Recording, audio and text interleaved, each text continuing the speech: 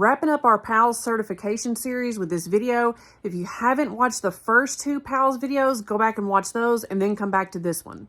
So in this video, I'm going to be talking about some of the key points and takeaways that you need to make sure that you know for your PALS certification, as well as some of the medications that you're going to need to know. All right, some of the key points that you need to remember from basic BLS for PALS. Rescue breaths. This is for when the child is agonally breathing, but they do have a pulse. We're not going to do CPR. We're going to deliver breaths every 3 to 5 seconds over 1 second each. Chest compressions need to be given at a rate of 100 to 120 per minute, always allowing for chest recoil. We do not interrupt CPR for more than 10 seconds to check for a pulse, and we do not hyperventilate. We're always making sure that we're giving rescue breaths just enough to see that chest rise and fall. The depth of chest compressions is going to be 1/3 the AP diameter of the chest of the child. So remember, do not compress greater than 6 centimeters. Remember that IO access is preferred over IV access because it is quicker.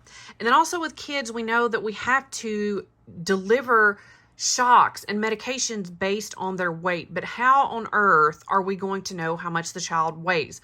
Well, there's something called a Broslau-Luden tape that helps you estimate the weight of the child that they're going to expect you to know in your PALS certification. So this tape is going to give you an ideal body weight for the child. So it's basically this tape that you unravel, place at the head of the child, and it has some markings on it like this.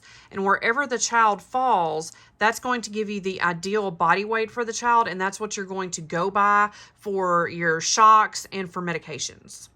Drugs. These are listed in alphabetical order, so not necessarily in order of importance. The first one I have listed here is adenosine. This is given for typically SVT, which is a very rapid supraventricular tachycardia. This medication has a very rapid onset and a very short half-life.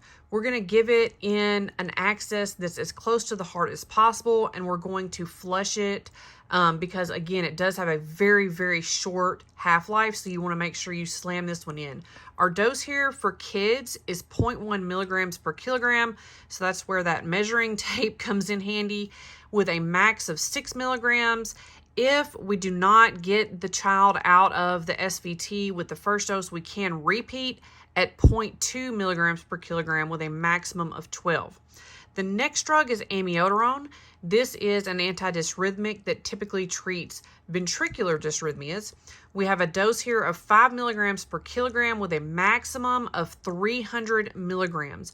We can repeat this dose 2 times. We're going to give amiodarone slower, over 20 to 60 minutes, unless we're giving it for a pulseless dysrhythmia, such as VFib or pulseless VTAC. The next drug is atropine. So atropine actually blocks vagus nerve stimulation. So we give this in situations where there is bradycardia in order to increase the heart rate. And our dose here for kids is 0.02 milligrams per kilogram. It's very important to remember that we have a minimum dose and a maximum dose. So the minimum dose is 0.1 milligrams. The maximum dose is 0.5. It's very important to remember the minimum dose on atropine as being 0.1 milligrams because anything less than 0.1 milligrams of atropine can actually have an idiosyncratic effect and slow down the heart rate more. So remember this minimum dose here on atropine for PALS. Finally, we have epinephrine, which is given in all of our pulseless algorithm situations.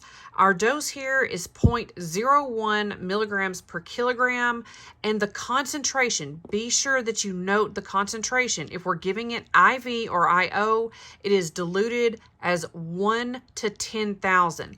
We can give epinephrine down the ET tube, and in that case, we would give the concentration of 1 to 1. I hope these videos have helped y'all. I love y'all so much, but please don't ask me to do any more pediatric videos. Always follow for more and go Vols.